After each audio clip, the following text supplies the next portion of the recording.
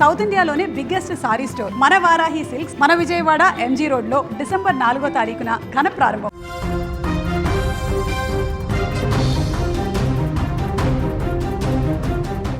నైరుతి బంగాళాఖాతంలో శ్రీలంక తీరంలో ఏర్పడిన దిత్వా తుపాను ఉత్తర వాయువ్య దిశగా వేగంగా కదులుతోంది. ప్రస్తుతం ట్రికోమలీకి వాయువ్యంగా 80 కిలోమీటర్లు, పుదుచ్చేరికి దక్షిణ ఆగ్నేయంగా 330 కిలోమీటర్లు, చెన్నైకి దక్షిణంగా 430 కిలోమీటర్ల దూరంలో కేంద్రీకృతమై ఉంది. తుపాను ప్రభావంతో రాగల 24 గంటల్లో దక్షిణ కోస్తాలో, నెల్లూరు, రాయలసీమలోని చిత్తూరు, కడప జిల్లాల్లో కూడా ఆకస్మిక వరదలొచ్చే అవకాశం ఉన్నట్టుగా తెలుస్తోంది. ఈరోజు మధ్యాహ్నం నుంచి కోస్తాంధ్ర తీరం వెంబడి గంటకి 50 కిలోమీటర్ల వేగంతో గాలులు వీచే అవకాశం ఉంది. ఇప్పటికే దిత్వా తుపాను శ్రీలంకలో బీభత్సం సృష్టించింది. దీని ప్రభావంతో అక్కడ అత్యంత భారీ వర్షాలు కురిశాయి. ఈరోజు తుపాను ఉత్తర వాయువ్య దిశగా కదులుతూ ఈరోజు అర్ధరాత్రి నాటికి లేదా రేపు తెల్లవారుజాములోపు ఉత్తర తమిళనాడు, పుదుచ్చేరి, ఏపీలోని దక్షిణ కోస్తా తీరాలకు సమీపంగా వచ్చే అవకాశం ఉంది.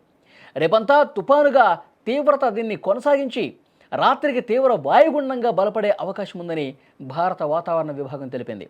సోమవారం ఉదయానికి చెన్నైకి సమీపంగా వెళుతుందని, తర్వాత తీరం వెంబడి ప్రయాణించి సముద్రంలోనే బలహీనపడే అవకాశం ఉందని వాతావరణ శాఖ అంచనా కట్టింది. ఈ తుపాను ప్రభావంతో రాబోయే 3 రోజుల్లో ఏపీలోని దక్షిణ కోస్తా, రాయలసీమలోని కొన్ని ప్రాంతాల్లో విస్తారంగా వర్షాలు కురిసే అవకాశం ఉందని అమరావతి వాతావరణ కేంద్రం పేర్కొంది. ఆదివారం శ్రీ పొట్టి శ్రీరాములు నెల్లూరు జిల్లా, చిత్తూరు, తిరుపతి, అన్నమయ్య జిల్లాలకు రెడ్ అలర్ట్ జారీ చేసింది. అదేవిధంగా తుపాను ప్రభావం చూపే అవకాశం ఉన్న ప్రకాశం, నెల్లూరు, శ్రీ సత్యసాయి, వైఎస్ఆర్ కడప, అన్నమయ్య, చిత్తూరు, తిరుపతి జిల్లాల యంత్రాంగాలను అప్రమత్తం చేసినట్లు విపత్తుల నిర్వహణ సంస్థ తెలిపింది. సహాయక చర్యల కోసం ఎన్డీఆర్ఎఫ్, ఎస్డీఆర్ఎఫ్ బృందాలను సిద్ధంగా ఉంచామని ఈ సందర్భంగా వెల్లడించింది. ఇక ఈ దిత్వా తుపాను నైరుతి బంగాళాఖాతం ఆనుకుని తమిళనాడు, పుదుచ్చేరి, దక్షిణ కోస్తా తీరాలకు చేరే అవకాశం ఉండటంతో ఏపీలోని అన్ని ఓడరేవుల్లో కూడా 2వ నంబరు ప్రమాద హెచ్చరిక జారీ చేశారు. మత్స్యకారులు ఎవరూ వేటకు వెళ్లొద్దని హెచ్చరిక పంపారు. ఈ నెల 30వ తేదీన ప్రకాశం, నెల్లూరు, కడప, అన్నమయ్య, తిరుపతి, చిత్తూరు జిల్లాల్లో అత్యంత భారీ వర్షాలు నమోదయ్యే అవకాశం ఉందని రెడ్ అలర్ట్ కూడా జారీ చేశారు.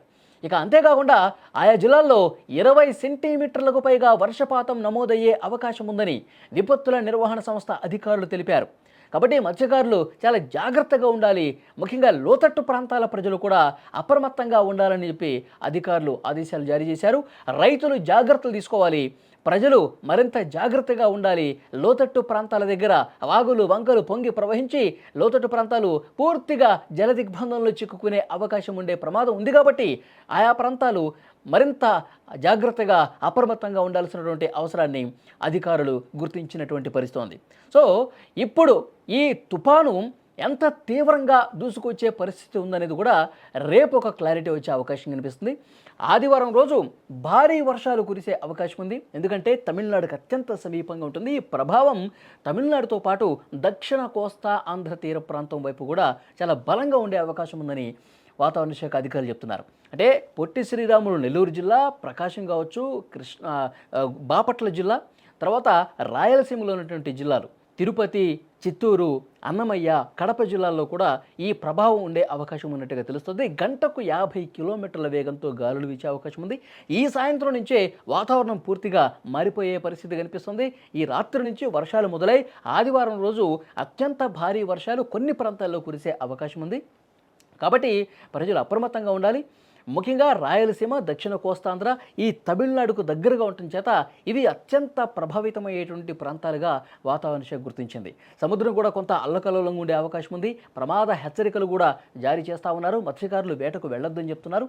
ముఖ్యంగా ఆయా జిల్లాల అధికారులు కూడా, కలెక్టర్ల దగ్గర నుంచి కింది స్థాయి ఉన్న అధికారులు కూడా అప్రమత్తంగా ఉన్నారు. హోంశాఖ కూడా ఎప్పటికప్పుడు అధికారులతో మాట్లాడి ఈ తుపాను గురించి పరిస్థితిని సమీక్షిస్తోంది. అవసరమైతే, ఎందుకంటే వరదలు ఒకవేళ ఆకస్మికంగా వస్తే గనక, అత్యంత భారీ వర్షాలు కురిసి లోతట్టు ప్రాంతాల వైపు వాటర్ ఫ్లోటింగ్ ఎక్కువగా ఉంటే గనక అక్కడ వేగంగా చర్యలు తీసుకునేందుకు అధికారులు కూడా పూర్తి అప్రమత్తం అయినటువంటి పరిస్థితి కనిపిస్తోంది. ఈరోజు సాయంత్రం నుంచి దీని ప్రభావం చాలా స్పష్టంగా కనిపిస్తోంది.